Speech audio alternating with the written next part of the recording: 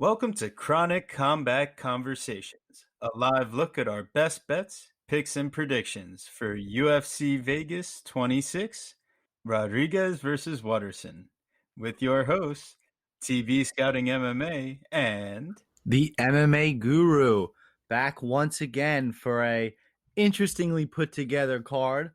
Some would say at the last minute. Rodriguez Waterson, UFC Vegas 26, UFC on ESPN 24. Going to be on ESPN Plus for this card. Donald Cerrone taking on Alex Morono in the co-main event, filling in for the recently released Diego Sanchez.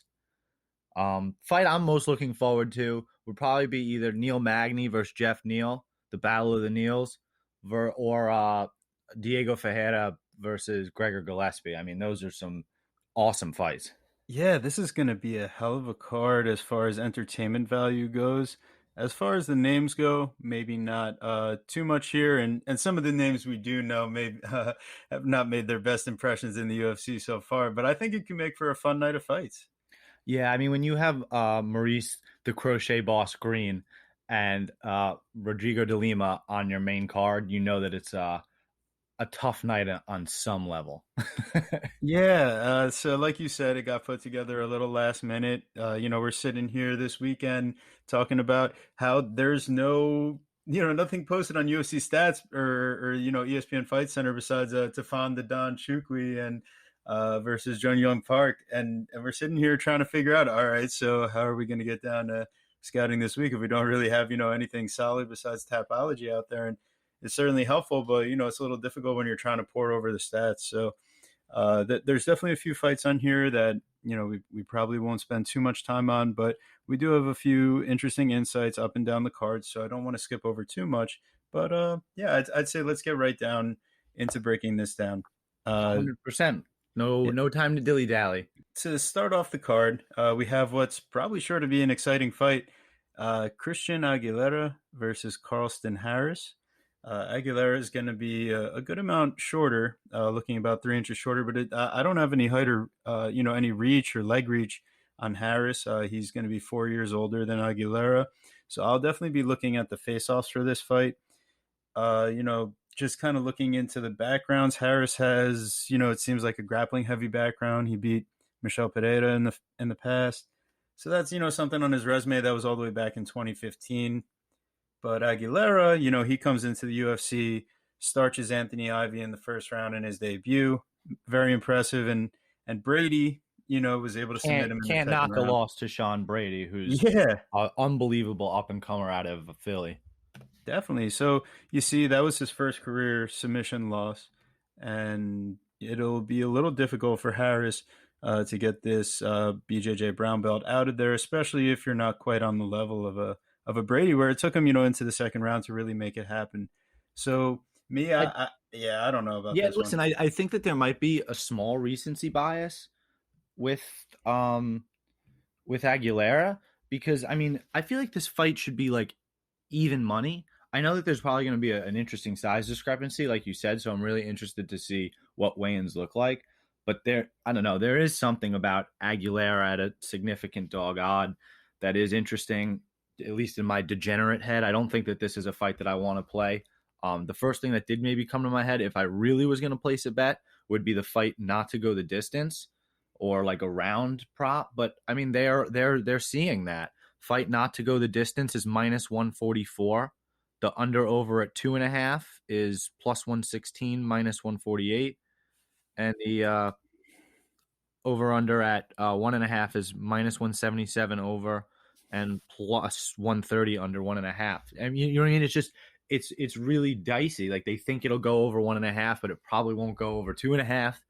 So Yeah, it's tough. I mean, all the props are priced like they really don't know what's going to happen because Harris by sub is plus 250, but by decisions plus 280, and then Aguilera KO is plus 300. So everything's kind of right all around there. And yeah, this is just a fight I'm not going to touch. And if you had to ask me who I was going to take to win, go ahead and take the newcomer. I think they're trying to give him a decent opponent here, but this isn't something I'm going to be trusting with my money. No, I think that's fair.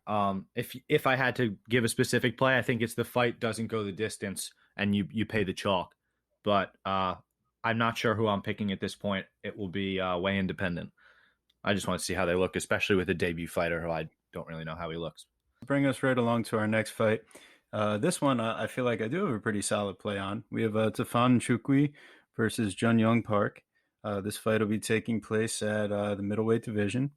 And Chukwi coming in minus 132 and Park at plus 106. I feel like the line opened up a little bit wider here, and we've seen some money come in on Park.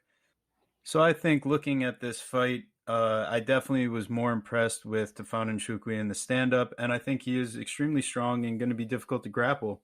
In Park's last win against Sean Phillips, we saw that he was facing a guy that really can't face a grappler at this point, but the more impressive victory on his resume would be Marc-Andre Barrios back in 2019, not at the best stage of his career. Yeah, Tafon certainly looks like the more powerful, more explosive fighter. Certainly has the higher upside. I think it's fairly obvious that the UFC likes Tafon, would want to give him a relatively favorable matchup. I do hate when I say that, but Yeah, but coming out of Team Lloyd Irvin now, Nchukwi comes in 2 inches height advantage and a 4 inch reach advantage. So to go along with that strength advantage, Park is going to be fighting an uphill battle just from a physical standpoint. And to see that his loss in the UFC was to Anthony Hernandez by round 2 submission, you know that he's not beyond being reversing the grappling or punished in the stand up to get to that point. So I really feel like Nchukwi at minus 132, everyone's looking for a reason to fade him. Park looked really good against a very low level grappling opponent last time out and just completely dominated in the grappling. I think Nchukwi is going to put up a tougher fight. He's going to be part of a parlay for me at minus 132. yeah, I was gonna say the Tafon money line is probably the play up until a point that you could even maybe use him as a parlay piece. I think I do like him as a parlay piece. Um, and I I mean, you could really just play him straight up, yeah, especially at that price. I mean, he might just be a big straight play for me. minus 132. Yeah, it's not a terrible money line. And then the Tafon KO plus 220. Um, I don't think that's too bad. That's not. And right now in DraftKings, it's plus 200. So there's definitely a discrepancy. And it seems like, if anything, that line might come down on FanDuel. So let's get right along. We have another, probably a little bit of a lower level fight here. Ryan Benoit versus Zaruk Get out your Adashev. saltines. Yeah. So, 3-3 career MMA record for Zaruk Adashev. He has a expansive background, 16-3 as a kickboxer. Right. However, Ryan Benoit is struggling to stay above 500 at 10-7. yeah, 3-5 in the UFC. The guys that he's lost to, Alatang Haley, not the most impressive name, but Tim Elliott, Brandon Moreno, and Ben Nguyen. Those are definitely guys that can put the pace on, especially 125. And Benoit probably has faced some tough competition. He's taking care of the lower level guys, even knocking out Sergio Pettis. He's got 2 knockouts in the UFC, 8 knockouts, 1 submission, 1 decision in his career. He got a decision loss. I'm looking at that. A decision loss in 2013 to Anthony Burchak, who we know is just oof. Mm-hmm. So that Now, doesn't look good. he is the same height as Adashev on paper here. That's not been the case for Adashev recently. He is still giving up 3 inches of reach, but you remember watching him against Sumadeji, and that was a very interesting matchup as far as height and reach go. Oh yeah, that was crazy fight. Almost as crazy as the William Knight and Dong Jung fight. Yeah, and you saw Adashev able to kind of turn it around in round 2 and put on a better showing, but he definitely lost the decision. I thought he was live to make it the distance that fight just because of how bad he looked in his first appearance. And as long as he shows up well to the scale, I could see him going a decision again here. However, Benoit has some power in his hands, so I'm not rushing to place a prop on this one, especially Benoit at minus 155. That's very affordable. And if it comes down at all, it might be another solo play. Yeah, But Benoit at moneyline does seem interesting. It seems impossible to be on a Dashev on any type of level. I'm even worried about a Dashev in terms of weigh-ins. He's never looked good at a weigh-in. So following along that same line of thinking, I do want to take it a little bit one step further. I do like Benoit. I do think that he could maybe be a straight up play or even a parlay piece with Nchukwe. I like the fight to go the distance. we saw Sumandarji, who has ridiculous power, unable to finish Zaruk. And Tyson Nam just landed that perfect shot. And he was so emotional. I believe that was his first finish by in the UFC. So that was like just a big moment for him. So I don't think that Benoit gets the job done in terms of a finish, but I do think that he's the better fighter. Should be slightly bigger, more skilled, has more experience. So I think Benoit by decision at plus 170 is titillating enough for me. Yeah, that pretty much sums it up. Adashev also missed weight in his first fight, so that could have contributed to the chin. So yeah, I agree with you. I see it much more likely that this could go to decision, especially that they're not especially high output, and Benoit might find it better to work some of the ground game here with his wrestling background. So Yeah, when we yeah, know that the flyweight division, I mean, unless you're Davidson Figueiredo, it's not. There's not a lot of finishes.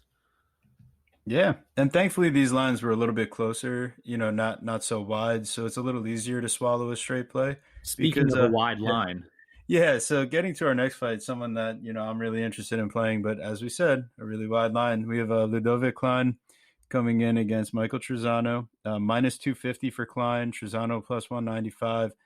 The line's a little bit prohibitive, but from the bit of tape that I was able to get into, I didn't really like Trezano keeping his hands low. I think he has good leg kicks. He's able to get in on the wrestling. He's able to hold up well and mix in his all around game. But Klein, to me, has some elite skills. Um, the way he chains together his body kicks and then sets that up for the head kick. He did that beautifully against Young. He also had a straight head kick knockout before making his UFC debut, like right before. 17-2, his two losses were one knockout, one submission. So that's something to keep an eye on. Those are back in 2017. But he's got elite hand speed and great range management. So, I know he's a little shorter, 4 inches shorter, but he's got a 2.5 inch reach advantage and so he's here's the 3 years thing. young. So here's the thing. Klein gives you a lot to be excited about, and I think you laid it out beautifully. And his performance in the UFC, his debut performance in the UFC, I also think laid it out perfectly. How high his ceiling can go. I mean, we know that Shane Young is a tough son of a gun, and just the way that he knocked him out with the head kick and punches. I mean, just and it wasn't lucky. Like he was not telegraphing where that kick was going to be. It was going to the body, going to the body, going to the body, and it looks the same exact way, and it goes to the head. That's a high level of skill. Um, what does worry me with Klein is that he missed weight. He missed weight by like 4 pounds, so that's a significant weight miss. So Significant. so when you see that, to me, it says, okay, he realized he wasn't going to make weight. It was his debut. It might have even been on short notice, but he realized that he wasn't going to make the weight, so he didn't try to. So I am interested to see how he looks when he has to try to make weight here. It could be a difficult weight cut. Then you see this guy, Mike Trezano. Klein's younger, but it's still a young guy who hasn't been in the UFC for nearly 2 years, actually just about 2 years.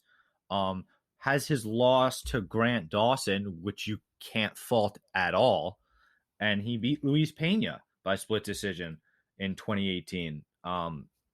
That's a good look. That win has aged decently for him in his time off. I guess he was supposed to fight Rafael Alves, but that fight fell through. Um, at these young ages, these guys make such great improvements, fight camp to fight camp, which is really hard to extrapolate and like try to figure out. So I do kind of want to stay away here as much as I really really like Klein and as if he looks good at weigh-ins, I may go back to like a full play, like him even being a parlay piece. But man, at 26 years old and missing weight his first time out, I don't know if I can trust him. But I mean, it should be what's the word? An even level of competition between Shane Long and Mike Trezano, if not a step down. So Yes, yeah, I think Trezano, the biggest worry for me is that a lot of that time that he spent off was due to injury. he had knee surgery, and then when he comes back and he's supposed to have that Alves fight, he suffers an ankle injury, rolling it, stuffing a takedown in training. So it worries me a little bit that maybe he's not fully ready, and this is going to be like a, all right, I made it back in the octagon. Now, I don't think that it's smart to bet Klein by knockout here. I just think that which that's is a little plus. bit, Yeah, no, I wasn't gonna bet him by knockout. Sorry to yeah. cut you off. No, of course, but plus 225 for Klein by decision. That's what I have. Yeah, that's what I have written down. Climb by decision plus 220 or plus 225. Um, I think that's where the value is. I think that it goes. I don't think he gets another free KO like he did against Shane Young, unless barring some sort of other weigh-in problems. We've seen that Trezano is tough. He hasn't been finished by KO before, only by rear naked choke by Grant Dawson, which is kind of his thing. Yeah, I think that just about sums it up. Our straight pick is going to be Klein here, but we got to be a little careful with what we do with our money. So for right now, not going to recommend a big play, but later in the week definitely could be a parlay piece on our spreadsheet. Well So said. in the next fight, this one, I'm very much so looking forward to. Phil Hawes coming in against Kyle Dawkins, both guys with 10 wins on their record. Hawes with 2 losses, Dawkins with 1. Dawkins is going to be a little taller by 3 inches. Hawes going to have a 1-inch reach advantage, so that's a little bit negated. And both of these guys have had a little UFC experience. Both have 2 fights, and this could be a little bit of a crossroads for each of them as a prospect here, and where they'll go forward. And I think the line is appropriately priced. Given that Hawes has taken this on a little bit of a short notice, he was already in training camp for a fight next month against Duran Nguyen, which is kind of disrespectful. Which he And still has, which I believe is still on the docket and yes, is happening like win or lose, barring some sort of, I don't know, crazy medical suspension. yeah, that's a lot of pressure. So Phil Hawes at plus 110 and Dawkins at minus 137. I think that Hawes is the better wrestler, and I think that Hawes is going to be the better power striker here. I think Dawkins is going to have the cardio advantage and the grappling advantage. So Yeah, I if think that's Dawkins very can fair. survive the first round, that's a very much so a live betting opportunity. But as far as placing something pre-fight, I'm not rushing to the betting window on this one. This one is going to be, who do I think could be going forward? Last time Hawes fought, I was very happy to cash on a small decision prop with him, but I think that the market has adjusted appropriately. However, plus 450 for Phil Hawes by decision as opposed to the fight going the distance. But I still think that I Dawkins don't has too know. many ways to win. Yeah, I think you're starting to divvy up the pie maybe too much. I think if Hawes wins, it's going to be by KO. I mean, I guess we probably said that with the Imavov fight on some level, but I do. I think that he needs a KO. I don't know that he has the output or the cardio to continue to keep up a crazy pace with Kyle Dawkins, who I believe throws more strikes per minute than he does. Yeah, and like you were saying earlier to me that Significantly, nearly a strike more per minute. yeah, and Hawes, he was falling back on his grappling and wrestling as he got a little more tired against Imavov and was getting wobbled with some big shots. I don't think Dawkins is the same level of striker as Imavov, but I know that Hawes can't rely on his wrestling and grappling against him in the later rounds, where that's Agreed. where Dawkins came alive against Brendan Allen. So the things that jumped out at me was simply fight to go to the distance, plus 136. I think that's an interesting line. I don't think Dawkins gets the finish, but I mean, you know what? Honestly, as I even say that, like I already see Hawes gassing out in the second round and getting ground and pounded. Like I don't know if I want to touch Or this fight at all. or plus 300 by submission, I don't know for if Dawkins. I don't So know if I want to touch this that's fight like at all. none of those are attractive enough to actually make me want to place a play on a fight that could really go either way. So I'm just going to enjoy this one. What I saw was Hawes KO and Dawkins by decision. Those are the two most likely outcomes, in my opinion. They're both plus 260. Yeah. Otherwise, I don't know. Not my favorite fight to bet. Certainly one I'm excited to watch. I believe pick wise, I believe I'll be picking Dawkins. Bet wise, I believe I'll be staying away. Yeah, same exact thing, same thoughts. So that brings us right along to our next fight. We got Ben Rothwell versus Felipe Lins. And Stay away, stay away, stay stay away. away. Yeah. Anybody who's telling you that they have a really strong lean on this fight, I do not trust them.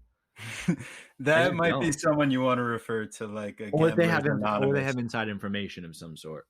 Yeah, now if you know Felipe Lins is back on his PFL special sauce, then hey, maybe you want to take a knockout. Or if you know Rothwell's coming in looking to do a little bit of grappling, although Lins does have a little black belt in his pocket, and he's been afraid to use it in the UFC. He's too small for Rothwell. I think Rothwell is gonna beat the snot out of him. I do think it goes a decent amount of time, but I think Rothwell just gets it done. He's gonna be the bigger fighter. Yeah. It's really hard to right when Rothwell lost his last fight to Marcin Tybura, which was a relatively close unanimous decision. Obviously, again, that being said, he got beaten the snot out of, but the way in which Rothwell at his age continues to will himself through fights and his fight changing power always keeps him somewhat in the fight. To me, it becomes really hard to place anything on Lins, who has just been a complete and utter disappointment since coming to the UFC.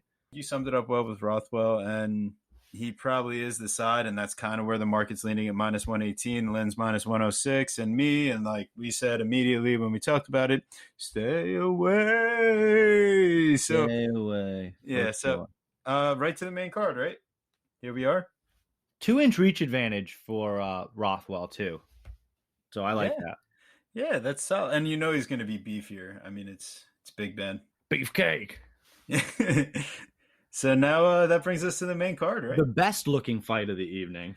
Yeah, we got Amanda Hivash versus Angela Hill. I wonder if someone had their chocolates. Yeah. So anyway, So yeah. Amanda Hebos back in the octagon for her first time since she was the giant apple pie shitter of one of the many apple pie shitters on that McGregor Poirier 2 card. Oh God, talk about getting obliterated. Yeah. Oh no, talk about. Well, for one, Hebas, and then for two, our bet sheets. Oh my Anyways, God. I digress. But we saw Hebos in that fight kind of struggle to close the distance. And then when she had Marina on the ground, she let her back up, and then whatever it was, 5-10 seconds later, she was clipped and the fight was over. Her decision to let Marina stand back up proved to be fatal. It's interesting because we had kind of glossed over the fact that Polyana Viana had knocked her out in jungle fights in 2015. You're like, oh, she's won a bunch of fights since then, so she's chilling. But nah, that chin got exposed. And as much as I love this girl, and I love this girl, I am very concerned about her striking, extremely concerned about her chin. It's only 4 months later, and for some reason, she's a pretty steep favorite again. Nearly minus 200 against a fighter who's extremely active and has really only lost to, in her last 3 losses, has only lost to Michelle Waterson, the headliner, Claudia Gadelia, a headliner or co-headliner almost anytime she's out, and Yan Jiaonan, who's going to be fighting very soon as the co-main event. So, yeah, I don't know. I like Hill based on the value, and It definitely makes there's no sense. value on fight going the distance. There's barely any value on betting Hebos by decision. What I did find interesting was Hebos by submission was like plus 380. I think that's a little crazy since she's pretty good at jiu-jitsu. But even Hill by decision plus 220 is very titillating to me. He lost by decision plus 135. I mean, yeah, that takes your minus 200 favorite into a plus situation. But I don't know. How do you feel, TB? Yeah, I sit here coming in really want to hammer Angela Hill as I do every time Angela Hill fights, and Oh like yeah, as we're you, easy about wanting to hammer Angela okay, Hill. no, see, I talk about that in the money line perspective here. She's one of the more fun personalities as far as like entertainment goes, and it just seems like it's tough to trust the gas tank and her output as far as over the course of a fight, and that's kind of why we've seen some of these fights be a little bit closer than they should be. Because as far as straight up talent and skill, Angela Hill in the stand up is one of the better If fighters at if this point. if the fight stays standing, if you tell me that she has a Michelle Waterson type uh in that performance, like defensing of the takedowns, what was she, 17 of 18 defending takedowns? If you're telling me that Hill defends all Hebus's takedowns and it stays standing, I like my Hill money line. I like my Hill decision. Yeah. So one of the factors that goes into me not wanting to really play this fight anymore is that Hebus, I feel like she definitely came in like addressing her loss the right way.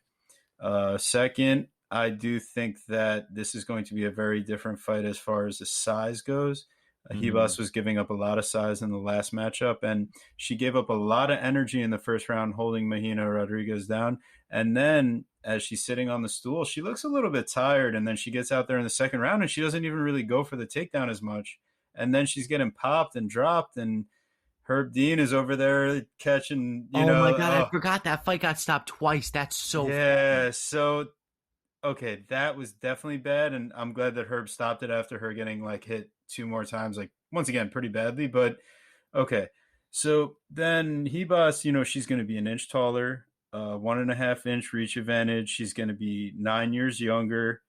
She is definitely going to have a grappling advantage, and Waterson not able to get her takedowns. She's shooting from far away, not setting stuff up, and maybe Hebus is doing a little bit of the similar stuff, but I see it being to her advantage to have suffered that knockout and learned from it at this point against a much better opponent in the stand up than Angela Hill, who is also much bigger than Angela Hill. So really, this Yeah. this is a step down in the stand up. There's a reason why Rodriguez is fighting in the main event here, No, and I Hill, I, you I know, agree. One thing I just realized is super interesting. There's a 9 year age difference. yeah, that's I didn't all, necessarily yeah. realize that. And we're already talking about, the cardio deficiencies of I Angela just think Hill. it. I really am worried for Hebus, who's like my literal wife. Like at 27 years old, if she beats Angela Hill here, it's almost like she didn't lose that Marina Rodriguez fight. She's still gonna get top. She's not gonna get an easy fight from here on out if she beats Angela Hill, which at 27 years old could be a problem. It's kind of like the Jimmy Crute thing. Like if Jimmy Crute beats Anthony Smith, he's only getting difficult fights from here on out. Guess what? He didn't win that fight. So now he'll probably get the fight that he should have gotten, like a Johnny Walker esque level fighter. I think it's very possible that Hebus is not ready for the top six of this division. Um, and I just feel like Hill's always in the fight. She's always in it. She was finished once by Random Marcos via armbar, and I guess Rose Namajunas in 2015. I mean, she just hasn't been finished in a while. It's going to be tough. Waterson got her down, took her back, and she wasn't able to get the finish. So, Because even that Marcos fight, even that Marcos fight that was a 2019 finish, it was still 1, 2, 3, 4, 5, 6, 7. It was still 8 fights ago, even though it was only 2 years ago. So yeah, I think we've said all we can say about this one. This was a really fun fight to discuss, but yeah, I think definitely. we've said all we can say. Definitely. And we'll get into another really fun fight to discuss here. Diego Ferreira and Gregor Gillespie, a short notice matchup for both sides. Gillespie just recently got a fight postponed and canceled due to a COVID exposure for Brad Riddell. I think that this matchup might be a little bit more even as far as an all around opponent. And we're seeing that reflected in the line where Gillespie is now only a minus 210 favorite. Uh, Fajeda is going to be able to offer a lot more in the grappling. He's going to have a 3-inch reach advantage. He's going to have a 2-inch height advantage.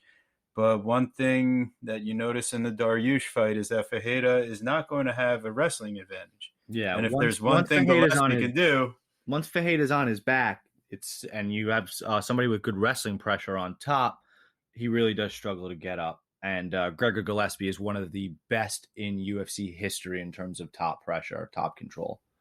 yeah. And I think that what could be interesting is that I heard Fajeda in his last fight, they were talking in the commentary about how he was a little bit too willing to sit on his back and hunt for submissions and not try to use that to advance his position or whatever. And he actually did a little bit of a better job, like attacking a heel hook to reverse position on Dariush and doing a little something, from bottom, just a normal plata, a little something just to create space and actually get away from it. And then, as you see in the third round, Fajeda actually has a much improved performance against Dariush coming into that third round. He makes, he definitely wins that round. I didn't think he won any of the other two, but you can make an argument that he stung him a little bit more early. So, you get a split decision.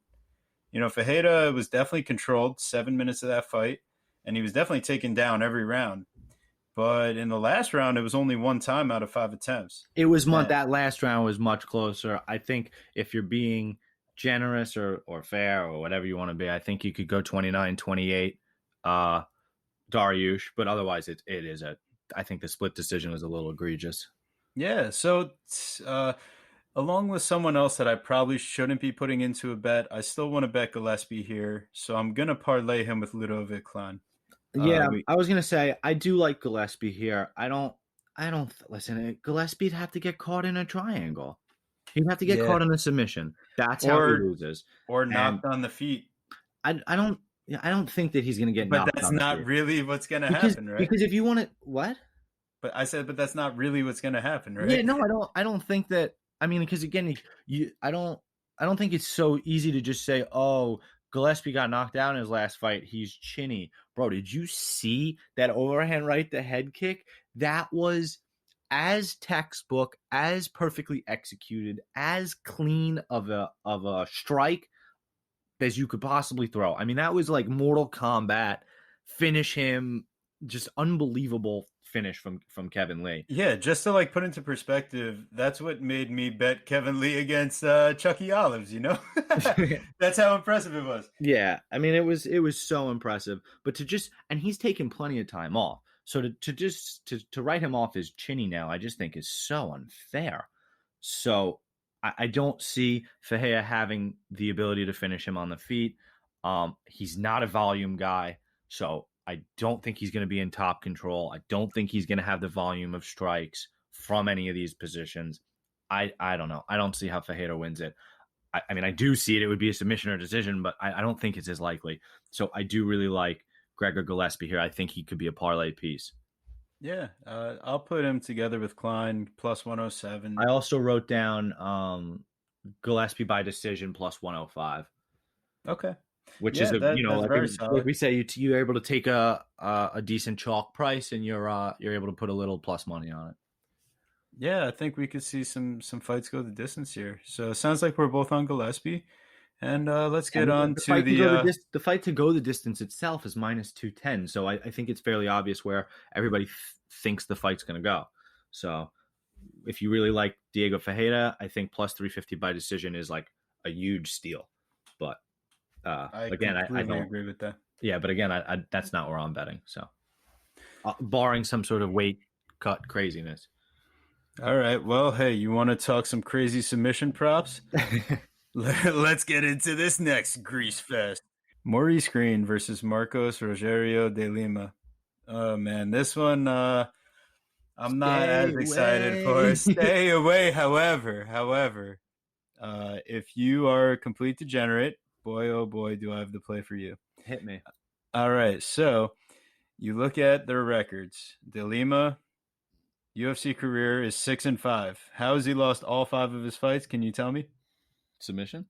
There you go. Look at that. So very helpful assistant over here is letting us know that he's lost all 5 fights by submission. I Now, guessed. That was just a good guess. yeah, now Maurice Green has 5 submission wins in his career, 2 of them in the UFC.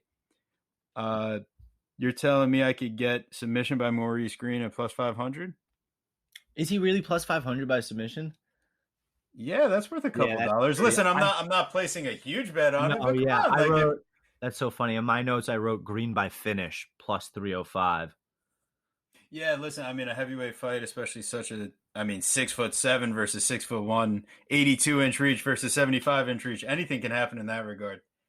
Yeah, But I like the plus 500 idea, but the plus 300 for you, a finish, that's actually a little bit more palatable in a heavyweight fight. and But then Delima by finish is minus 105. I also thought that was interesting. If you really loved the Delima side, um, I do find myself for some reason on the Delima side. I do want to pick Maurice Green. He's his loss against Greg Hardy isn't really that bad because Greg Hardy's decently athletic heavyweight. But I think in that same token, can you really knock the Romanov loss? Romanov's a beast. Yeah, the forearm choke when you supposedly have a black belt is pretty. It's kind of laughable, but like that guy's a savage. Like he just choked you out with his forearm. Like he's just so. That's just so strong. Um, he's kind of got the Marcos effect where he loves to alternate wins and losses. His wins are against nobodies though. Clint Hester, Jeremy Kimball, Adam Wizorik, and Ben Sassoli, who's in prison. So this Maurice Greenwood would be the biggest win probably of his career. So could the same be said for Maurice Green and his career? his That junior, this I would mean, be the listen, he biggest beat win Junior for him? Albani and he beat Gian Vellante with that modified choke from the bottom, which is pretty cool. But yeah, I mean, I listen. He avenged his loss to Jeff Hughes. He's had a couple moments. His losses also are to big names, like we were saying. Greg Hardy, Alexei Oleinik, Sasha Pavlovich, John Bonestino. Wanastino. Yeah, I mean, he's out of Jackson Wink now, so he's fighting with some bigger boys, and he seems to use those front kicks and the jab a little better last fight. But obviously, a big guy like Hardy, it's a little tougher. To me, Yeah, this is a fight that week in and week out on the main card, at least for the last nearly 10 cards, I just can't seem to get right. Um, so I'll yeah. have to Take figure it that out. as you may. Let's. I'm like 3-2 or 2-3 on every single main card these days. It has been a long time since a 5-0 4-1 main card for your boy. That's all right. We'll turn it around this week. Where did you end? I'm sorry. Where did you end up? You ended on green, just by submission with a flyer. Yeah, yeah. Green by submission with a flyer. Well, Yeah, yeah. that's fair. So in our next fight, we have Neil Magny versus Jeff Neal, the Battle of the Neils. My pick for main event, personally. No Yeah, I thought that disrespect they to the would make ladies. it. Yeah, I thought that I they would felt that take they this one both. and do it. Yeah, I felt that they were both coming off of main event spots. Magny versus Chiesa, and Jeff Neal versus Wonderboy Thompson. So I felt that both coming off of main event spots, that it would be interesting to have them both have a short notice main event chance for one of them to maybe turn around their main event luck, but to no avail. Maybe it works out a little bit better for Jeff Neal. He just had all that pressure of being in a main event as a young man.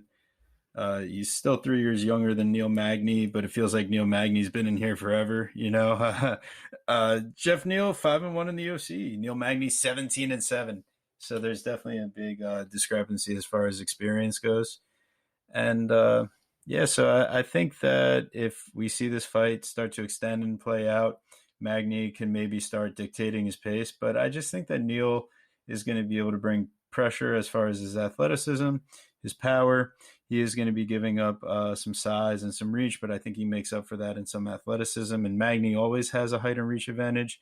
But if you could work a little to his body, if you can mirror his footwork, not let him get in on you, you could definitely take around. A lot of guys seem to shoot in on Magny. I don't know why you would want to try to wrestle him. Yeah. That would be a terrible idea for Neil. If Neil does Neil. try to do that, I don't see how he would win the fight.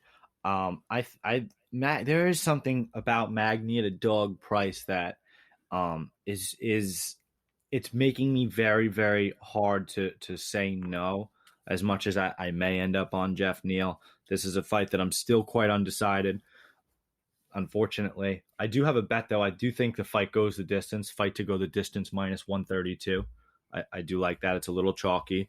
I just I think Neil is really tough, and I don't think that. I'm sorry. Well, I think both Neils are very tough. I gotta be very specific. I think Magny is very tough, and while Jeff does have that punching power, I'm not sure that he's just gonna put his lights out. And in the same vein, where Magny may have a path to victory in terms of like the submission getting him to the ground, we kind of saw against Chiesa when he tried to go for his own wrestling. And again, we know how good a wrestler Chiesa is, but he wasn't the most technically sound in terms of his wrestling as much as he tries to use it. And as much as I love Magny, his low output is seriously troubling, especially possibly across a 3 round fight where he may need to get his motor going sooner. I am interested to see how Neil looks psychologically after a pretty bad beatdown from Wonder Boy. I mean, he was he got hurt in that fight, right? He had some serious injuries, no? Yeah, I would say he definitely took a little bit of a beating, but when Wonder Boy hurt his knee, you saw Neil able to still kind of show up in that fifth round and put on Yeah. a decent Listen, and appearance. that's because he's a warrior. He's a savage. So I mean, I respect that. I mean, you look at their records. I mean, as amazing as Jeff Neal has been, I mean, his best win is the decision win over Bilal Muhammad. I think that's fair. He's got the KO loss to Kevin Holland on his record in the amateurs, and the obviously the Wonder Boy loss. And then you look at Magny, um, beating the ghost of Robbie Lawler doesn't mean too much. I mean, his best win is probably his Li Jiang win or his really old win over Johnny Hendricks, or even that Kelvin Gastelum win that's even older. But again, that's like ancient history. Really, really tough. I know I'm so excited for it, and I do. I think my spot is the over. I don't know if I can pick a fighter or even do it correctly, but if I had to pick right now, if the fight was right now, uh, I guess I take Neil. Neil. I guess I take Jeff Neal. Um, but again, Neil Magny at those dog odds, there is something exciting about that. Yeah, I came in wanting to play Jeff Neal straight up money line and got a little spooked off it. I'd much rather say Jeff Neal by decision at plus 210 if I was going to play him. That's I nice. th- I think Magny will be able to survive the storm, and I don't think he brings some of those unexpected spinning attacks or some of the explosion that a guy like Ponzinibbio brought. So Yeah, hey, or just parlay somebody like Gregor Gillespie or Tafon or one of those guys, one of the people we like. Why don't just to parlay that to fight goes the distance minus 132? not the worst of ideas as far as that goes, and you get some plus money out of it, and you don't have to pick a side in this fight, and that seems to be At least where probably I one of want the to go. I don't better know that I ideas. want to pick a side. Yeah. I like, and that's the thing. I like both of these guys. I'd love to see both of these guys do well in their respective careers and get chances. They're both, I think, have exciting aspects to them. Yeah, so that'll bring us right along to our co-main event of the evening. Once again, a very last-minute fight put together here after the Diego and Fabia fiasco, and here we are with the Great White, Alex Morono, coming in against Donald Cerrone. And Cerrone's going to have a little bit of a height advantage, 2 inches, 1 inch reach advantage. The line here, minus 177 for Cerrone, plus 145 for Morono. Man, the money seems to be coming in here on Cerrone. As far as He's a public favorite. yeah, he's definitely one of those guys that people love going for. And yeah, I mean, what is it? How many losses in a row at this point? Because you take out, he had the no contest slash draw with Nico Price, but before that, yeah, he has 4 losses in a row. Ferguson, Gaethje, McGregor, Pettis. It's a lot of damage. Yeah. What puts me on the dog here, and I do believe it makes Alex Morono my dog of the night play, is his level of striking efficiency. Throughout his career, Alex Morono has a much higher striking efficiency, offensively and defensively, like together, than Pettis or Nico Price. And we watched Cerrone get beat down and really struggle to continue in both of those fights. I mean, again, a no contest draw, and then the unanimous decision loss that maybe a lot of people said should have went the other way. Whatever. What I certainly don't see is a dominant Cowboy Cerrone, like when he's finishing Fluffy Hernandez, not Fluffy Hernandez, the other Hernandez, when he's finishing Alexander the Great Hernandez, when he's finishing Yancy Medeiros, that Cowboy seems long gone. And I think he was really excited to fight Diego Sanchez. And I think it's a little bit of an emotional letdown when you don't get to fight him and you get to fight a more hungry up and comer who won that first round against Anthony Pettis and then was unable to capitalize due to poor footwork and blitzing forward. But like I said, I think that Morono is a much better striker than or at least more efficiently with his strikes than Nico Price or Pettis. So if you're telling me Morono is going to get hit less than those two guys and hit Cerrone more than those two guys hit Cerrone, and I get that at dog price, I'm going to take it because I can't trust Cowboy as much as I absolutely love him. I will probably be wearing my Cowboy shirt on Saturday, but I don't think I can be rooting for him in terms of that. Yeah, I think, like you said, the volume, it adds up. We've seen Morono, slightly improve his grappling game since being taken down 4 times by Max Griffin, 3 times by Jordan Mean, and 2 times by Keita Nakamura. He really hasn't given up much since, and he's had a little bit better offensive efficiency, especially since that knockout loss to Chaos Williams. I mean, I could keep going over it like you did, but like you said, dog of the night, take it away. Alex Morono, I think Cowboys, at the end of his run here. And if he proves me wrong, so be it. But Yeah, I'd be happy to see him wrong. I don't know that even though Morono's my dog in the night, I don't know that I'm laying some huge lumber on it. Because if Cerrone loses, I don't know how they keep him. I think we've seen a lot of legends leave. And if you lose to Alex Morono in like a poor showing where he's got a swollen eye and it's bloody nose and he loses a unanimous decision, how can you bring him back for another fight or more fights? He's got to come out here and fall on his sword. He's got to come out and put on a good performance. He needs another finish win, and I just don't know that he has it in him. I'll be looking at weigh-ins. I will be looking at weigh-ins. Cerrone is somebody that we can really see how he looks at weigh-ins. he's looked god awful at times and looked great at times. But it's funny because some of the times he's looked god awful, he's actually shown up and looked pretty good. Yeah, So that's true. It's for him. It's all how he feels the day of the fight. When he wakes up that morning, he's like said it. Like he woke up the morning of the McGregor fight. He like literally didn't want to fight, didn't want to be there, wanted nothing to do with it. So I think it's just about where he's at mentally. it could also be like post-event confirmation bias. It's a lot easier to say that than to No, he just say literally that, said. like, I mean, he literally said it. But yeah, no, I know, but it's just yeah, when you're getting up to fight Conor McGregor, yeah, of course, you might be a little more nervous than when you're getting up to fight Alex Morono in a co-main I don't event. think it was nerves. At least based on what I understood. What I understood was just like a visceral not wanting to fight, not wanting to mentally be there. I've never been a fighter. I could only imagine what that warrior spirit would feel like, and then what it would feel like to expect it to be there and it not to be there. Yeah, that's a good point, and one that makes me want to steer clear more of Donald Cerrone Yeah, at this stage. yeah. I think the dad vibes have worn off, right? Yeah. That being said, if Cerrone was plus money, I think it would make it even more difficult to like really parse how we wanted to decipher this fight. But with Morono at dog odds and money pouring in on Cerrone as a public favorite, I do. I think I like Morono. Amen. So now we got our main event cobbled together, right? Brought Yeah, together at the last minute, we saving the day. weird main event. Michelle Waterson, a public favorite. People really like her.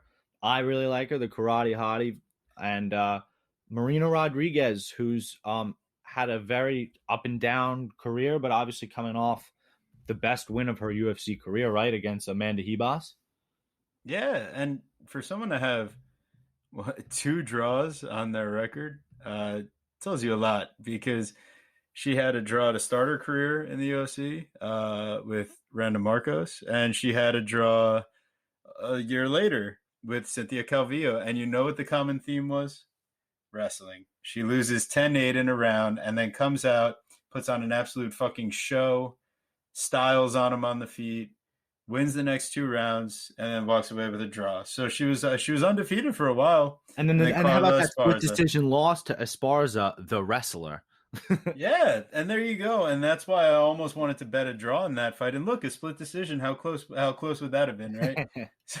so yeah, listen, Rodriguez is showing a lot of improvement off of her back as far as, defending, throwing elbows, creating damage.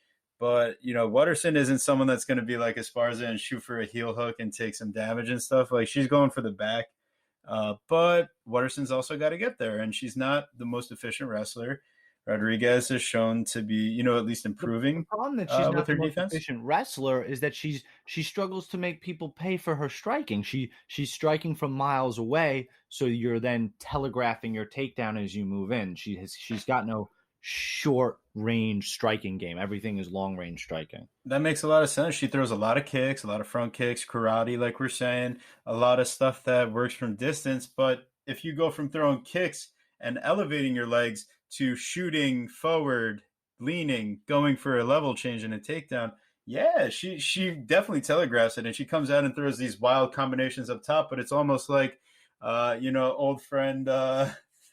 Oh man, who is it throwing jabs and feints from miles away Macy against him? Barber. Macy Barber. Yeah, she's got a little bit of that like and how many times have we bet on Michelle Waterson and been like, damn, she didn't do enough. And you know what? Angela Hill brought the fight to her. She rocked her a little bit round two. She was wobbled, like, oh, where am I? That was a She got this crazy fight to big bump score over and to her eye. watch. Yeah, but then Waterson, I'll give it to her. She turns it up. Hill has her cardio issues as she normally does. Waterson lands a takedown round three, controls, but she goes 1 of 18 on her takedowns against Angela Hill. That tells you all you need to know. You know what I did not realize again until right now? I'm like, Hear me oh, out. Marina Rodriguez, young prospect, and Michelle Waterson, this is kind of maybe her last chance. Hold the phone.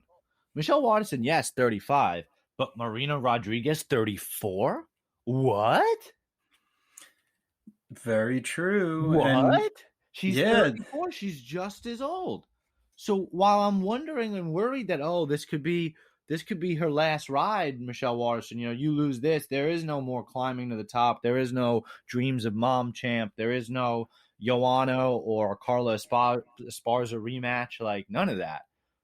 But that with all that, Marina Rodriguez is still almost just as far at 34. A loss here to Michelle Waterson doesn't necessarily put her in a great spot. yeah, I can't agree more with that. And what the line's minus 215, short notice. The size is going to be apparent though. Rodriguez is going to be 3 inches taller, 3 inches more of reach, Yeah. and Wow. they're fighting at 125, so she All doesn't right. have to cut that extra 10 pounds, So bro. that's what I'm going to say. I would say that this is a fight that I would really, really like to pass. But Yeah, um, since it's the main event and since there's not as many spots, I do think Marina Rodriguez should be able to get it done by decision, but there's no value in that. She's like minus 110 to win by decision. And like the fight to go the distance is minus 300. Maybe you just want to play Marina money line with the parlay. Like you want to parlay Marina and Gregor. You want to just. It seems like possibly a parlayable night with a yeah, couple interesting parlays, but I wouldn't go any further than Marina money line. I really, really wouldn't. I don't like it. It's yeah. so sketchy. It's gonna be a close decision. Waterson's gonna be in the fight unless she just gets dropped. Which has she ever been dropped? She's been choked out by Rose, choked out by Harisha Tiburico. She has one knockout on her regional record, Yeah, 3 submission losses and 4 decisions. So it's probably not the most likely, especially up a weight class, not having to cut a ton of weight. And she has been able to deal with some pressure in the past, but I think we've said enough of as much as we can on this fight. Certainly excited to watch it. I think it goes the distance. So if you want to parlay that, that's fine. If you don't want to pick a side, I think Marina should be able to win. Um, but we've seen that in these distance fights, Michelle Waterson knows how to keep it close. So don't be surprised if it's a close. If you're holding on to your ticket as tight as you can. Yeah, so to quickly go over our plays, in case you made it this far and forgot Hopefully you what we did. were saying. So, yeah, I'll be having Tafan Chukwi at minus 132, Ryan Benoit minus 155. Klein, I'm going to put in a risky parlay, a little bit smaller money I'll probably with back you. Gillespie. And after that, we're looking at our dog of the night. We have Alex Morono plus 145. And finally, if you wanted to look at two props I was interested in, Maurice Green submission plus 500, and Jeff Neal decision was at plus 210 at last I saw. Yeah, I think I like Marina money line. Morono's probably my dog of the day. Fight to go the distance in the Magny Neal fight. Um, Gregor Gillespie, I like him parlay. I like him by decision. I think I like Hill, but I'd probably just stay away from that one. Hebos could be able to get it done if with a lot of top pressure. So I don't even know who I'm circling there. Um, Hawes and Dawkins fight to go the distance plus 136. I do like Klein. I do like Klein by decision plus 220. Benoit by decision plus 170. Tafon money line, I think that's a good parlay piece. And that first fight, maybe not to go the distance. But yeah, those are all my degenerate plays, my thoughts, my feelings for UFC Vegas 26. Yeah, so make sure you give us a follow so that you can see all of our picks and all of our thoughts as the event goes on, and to see our last second plays, because sometimes it takes us a little bit to just finalize those last plays and show you what kind of value we're putting out there. So check us out. Yeah, thanks so much for tuning in. As always, please make sure, if you're not already, to subscribe to our YouTube channel, throw a like and comment to some of our videos, share them around to your friends. Word of mouth means everything to us. Look for us on Spotify, Apple Podcasts, and Google Podcasts. Really, wherever you listen to your podcasts, we're on there. Make sure you subscribe so as soon as our new episodes drop, you get them right away. While you're listening, liking, subscribing, and sharing with your friends, feel free to give us a 5-star review and some feedback. We love the feedback. We love it on our Instagrams, Twitters, wherever you want to give us feedback. We are more than willing to hear it all. Please follow at Chronic Combat on Twitter for any additional updates.